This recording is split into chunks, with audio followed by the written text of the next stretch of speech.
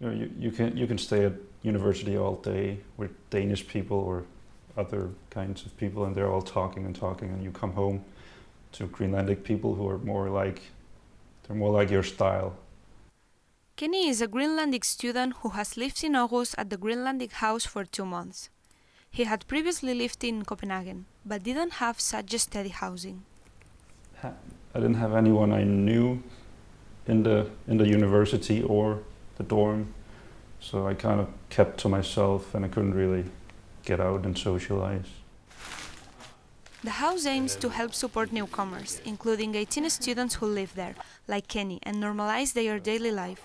Moving from Ilulissat, a city with 5,000 people, to Aarhus, one with over 300,000, is a big change. Even though there's a lot of people around you, you kind of feel you feel alone. Kenny is studying linguistics at Aarhus University. By helping give the students a steady base, they will be able to better focus on their studies, as the dropout rate for Greenlandic students is higher than that of the average Dane. I'm not sure how I went by without them. Now that I think about it, I was kind of confused. I was living in a basement, and in comparison to here, where I live comfortably in a dorm, it's really nice. I mean, it's the way it should be. There are 15,000 people from Greenland living in Denmark and 1,000 in Aarhus. The Greenlandic house is also a refuge for all of them. Here they offer them social support, help finding work and legal support, as well as being a meeting place for all the community. Jon Holberg is the director of the house. Having lived in Greenland for 10 years, he knows the culture well and is a helpful figure for those moving here.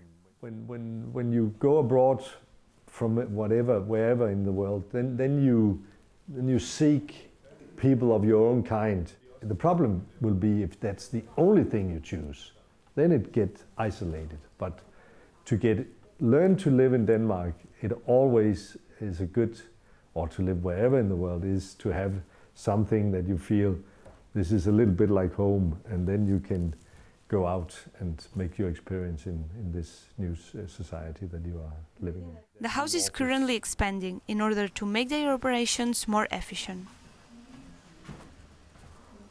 And a very important place is here, where we are going to have our new kitchen. And that's going to be a really nice room. I think when we have a big group of 100 people, it's possible to make a good meal here. And then the Pearl is outside here, where the music is coming from. So this is where the entrance is going to be. It's more open space, and it's a lot easier to get into the house, so definitely we will get more customer in the shop. You see it up here, the picture of how it's going to be. It's difficult to see today, but it's really different from the rest of the house. It should be more like the Greenlandic houses you see in Greenland.